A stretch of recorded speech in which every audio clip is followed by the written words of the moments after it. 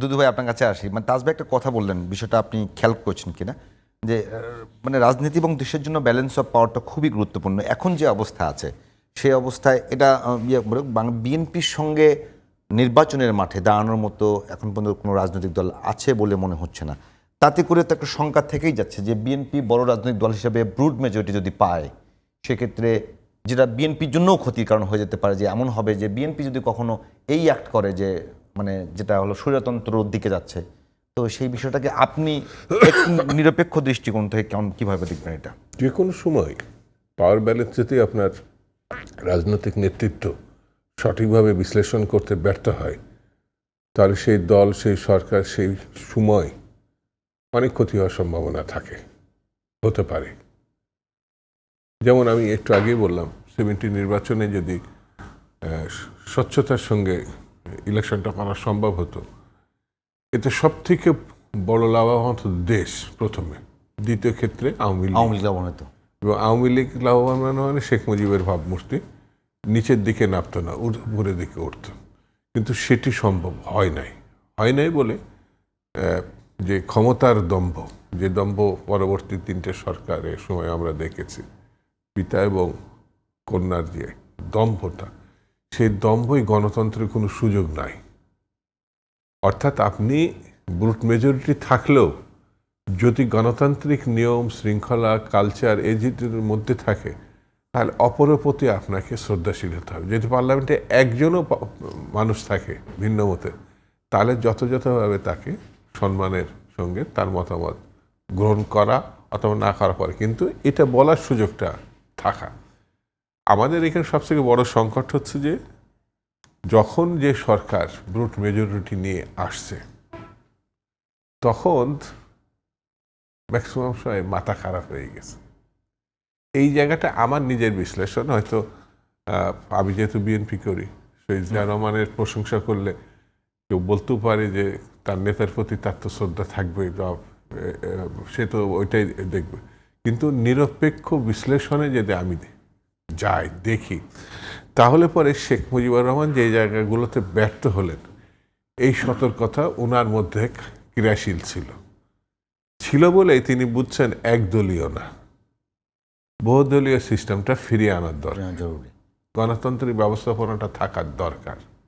এবং অনেকেই জিয়া রহমানকে দোষারোপ করে, এখন আমি মাঝে মধ্যে শুনি, সেটা হচ্ছে সেই পার্লামেন্টে উনি অনেকজনকে সুযোগ করে দিয়েছিলেন। জামাতকে সুযোগ করে দিয়েছিলেন? না, জামাত ওনার সময় আসেনি। জামাত সুযোগটা পাইছিলেন এরশাদের সময়। ওনার সময় ঢুকার পারমিশন পাইছে, কিন্তু নির্বাচন করতে পারেনি। নির্বাচন না, কোন ওই সময় ছিল আইডিএল, ইসলামিক একটা হলো ইসলামিক ডেমোক্রেটিক লীগ। এটা সম্ভবত অধ্যাপক ইউসুফ আলী বলে এক ভদ্রলোক ছিলেন, তিনিও জামাতের, ইউসুফ আলী এবং আব্বাস আলী খান, রাইট, এরা মিলে এটা করছিলেন। কিন্তু ওই সময় জামাত পায়নি, পরবর্তী সময় পায়, সেটা বড় বিষয় না। এই যে অনুধাবন করা, বোঝা, অর্থাৎ ভালো লোকটা পার্লামেন্টে আসা উচিত, আপনি সেটা পরোক্ষভাবেও করতে পারেন। আপনি সিরিয়াস যদি প্রার্থী দেন, তাহলে উনি আসতে পারবেন না। কিন্তু আপনি যদি একটু দুর্বল প্রার্থী দেন, সে চলে আসবে পার্লামেন্টে বিরোধী দলের প্রার্থী হিসাবে। তা আপনি কোনটি করবেন, কোন ভাবনাতে করবেন, আপনার দলকে কিভাবে রেডি করবেন, এটা খুব খুব জরুরি। অর্থাৎ প্রতিদ্বন্দ্বিতা কখনো ফ্যাসিজম পরিস্থিতি, অর্থাৎ একক নিয়ন্ত্রণ যখন তৈরি হয়ে যাবে, তখন এটা বিপদ থাকতে পারে। সেটা কিভাবে আপনি গণমাধ্যমকে ওপেন করে দিলে, গণমাধ্যমের কথা যদি আপনি শোনেন, তাহলে দেখবেন যে আপনার দলের মানে অপকর্মের হাত থেকে বেঁচে যাওয়ার সুযোগ থাকবে। কিন্তু আপনি একই সঙ্গে দল মানে নিয়ন্ত্রিত গণমাধ্যম রাখলেন, সত্যটা বলার কোনো সুযোগ নাই, তাহলে বিপদ আছে। সেই জন্যে গণতান্ত্রিক ব্যবস্থাপনাতে উদারনৈতিক দৃষ্টিভঙ্গি। কিন্তু একটা কথা বলি, এখানে যে বিষয়টা হলো বিএনপির পক্ষ থেকে এবং আপনাদের অ্যাক্টিং চেয়ারম্যানের পক্ষ থেকে কিন্তু ঘোষণাই করা হয়েছে যে বিএনপি যে অবস্থাতেই ক্ষমতায় যাক, তার জাতীয় সরকার করবে, সবের মতামত করবে।